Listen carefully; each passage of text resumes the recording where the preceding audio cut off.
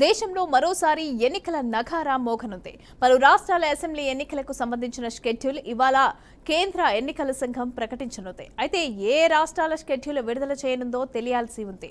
ఇక హర్యానా, మహారాష్ట్ర, జార్ఖండ్ రాష్ట్రాల షెడ్యూల్ వెలువడనున్నట్లుగా సమాచారం అందుతోంది. ఇక వీలైనంత త్వరగా జమ్మూ కాశ్మీర్లో శాసనసభ ఎన్నికలు నిర్వహించాలని కేంద్రం ఏర్పాట్లు చేస్తోంది. దాంతో అక్కడ ఎన్నికల తేదీని కూడా ప్రకటించొచ్చునని తెలుస్తోంది.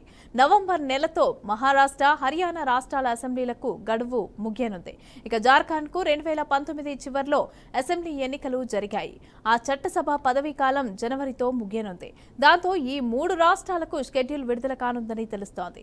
ఇక ఇదిలా ఉంటే ఆగస్టు 5, 2019న జమ్మూ కాశ్మీర్ కి ప్రత్యేక ప్రతిపత్తిని కల్పించిన రాజ్యాంగంలోని ఆర్టికల్ 370 రద్దు చేస్తున్నట్లుగా కేంద్ర ప్రభుత్వం ప్రకటించింది. అయితే దాంతో జమ్మూ కాశ్మీర్ రాష్ట్రాన్ని జమ్మూ కాశ్మీర్ అలాగే లద్దాఖ్ కేంద్రపాలిత ప్రాంతాలుగా విభజించారు.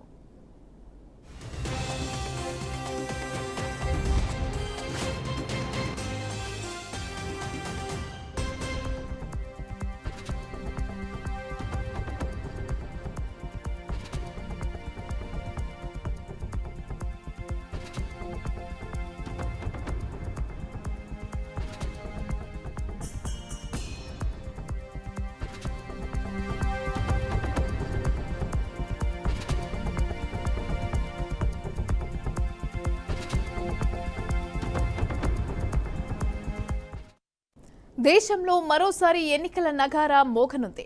పలు రాష్ట్రాల అసెంబ్లీ ఎన్నికలకు సంబంధించిన షెడ్యూల్ ఇవాళ కేంద్ర ఎన్నికల సంఘం ప్రకటించనుంది. అయితే ఏ రాష్ట్రాల షెడ్యూల్ విడుదల చేయనుందో తెలియాల్సి ఉంది. హర్యానా, మహారాష్ట్ర, జార్ఖండ్ రాష్ట్రాల షెడ్యూల్ వెలువడనున్నట్లుగా సమాచారం అందుతోంది. వీలైనంత త్వరగా జమ్మూ కాశ్మీర్లో శాసనసభ ఎన్నికలు నిర్వహించాలని కేంద్రం ఏర్పాట్లు చేస్తోంది. దాంతో అక్కడ ఎన్నికల తేదీని కూడా ప్రకటించొచ్చునని తెలుస్తోంది. నవంబర్ నెలతో మహారాష్ట్ర, హర్యానా రాష్ట్రాల అసెంబ్లీలకు గడువు ముగియనుంది.